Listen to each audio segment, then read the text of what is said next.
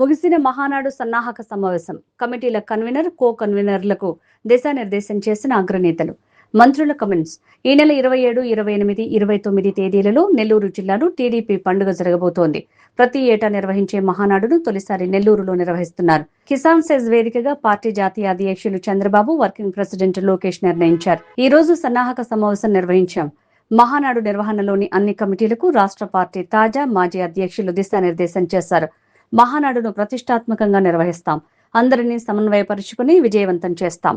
నేతృత్వం ఉండడం వల్ల ఈసారి ఎక్స్పెక్టేషన్స్ కి మించి కార్యకర్తలు కానీ జనాభా కానీ వస్తారని చెప్పి అంచనాలు వేసి ముందస్తుగానే రేపు 3 రోజులు 2 రోజులు క్యాడర్ మీటింగ్ ఉంటుంది. ఈసారి గ్రామ స్థాయి నుంచి పిలవాలని ఒక ఆలోచన ఉంది. అది జాతీయ పార్టీ అధ్యక్షులు లోకేష్ బాబు గారు నిర్ణయం తీసుకున్న తర్వాత ఆ కార్యక్రమం జరుగుతుంది.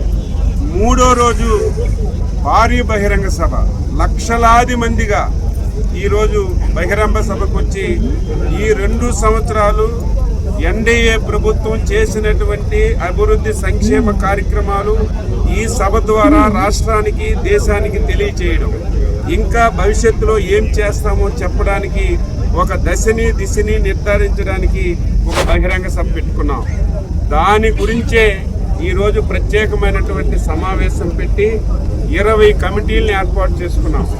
ఆ కమిటీల యొక్క ఉద్దేశం ఏమిటంటే రేపు 3 రోజులు మహానాడు పండక్కి ఈ రాష్ట్రం కాదు, ఉమ్మడి రాష్ట్రం కాదు, దేశం ప్రపంచం నుంచి ఎవరొచ్చినా సరే ఏ ఒక్క వ్యక్తికి ఇబ్బంది కలగకుండా, వాళ్ళకి ఎక్కడ అసౌకర్యం కలగకుండా వసతి సదుపాయం కానీ, భోజనాలు కానీ, ఎక్కడ ట్రాఫిక్ ఇబ్బంది లేకుండా అన్ని వింగుల్ని సమన్వయం చేశాం. రేపు 3 రోజులు ఈ జిల్లాలో జరుగుతున్నటువంటి మహానాడు నభూతో నభవిష్యత్ అనే విధంగా ఇంతవరకు తెలుగుదేశం పార్టీ చరిత్రలో ఎప్పుడూ జరగని విధంగా ఈ మహానాడు జరపాలని చెప్పి నిర్ణయించాం. అదృశ్యం ఏమిటంటే నెల్లూరు ఉమ్మడి జిల్లాలో అందరూ కూడా పోటాపోటీగా సమన్వయంతో ఎవరి బాధ్యతలు వాళ్ళు తీసుకొని ఈ మహానాడుని విజయవంతం చేసి, నెల్లూరు అంటే ఇప్పటికే ఆతిథ్యం ఇచ్చినటువంటి జిల్లాల్లో నెల్లూరుకి ఒక ప్రత్యేకత ఉంది.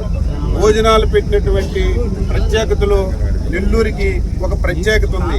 అన్ని ప్రత్యేకతలు కలబోసే విధంగా ఈ మహానాడు జరపాలని చెప్పి నిర్ణయించుకున్నాం. ఈ వేదిక ద్వారా అందరూ రండి. ఎవరికి ఏ ఇబ్బందులుండో వసతి సౌకర్యం ఇస్తాం, భోజన సదుపాయాలు ఇస్తాం, మీటింగ్కి అన్ని ఏర్పాట్లు చేశాం.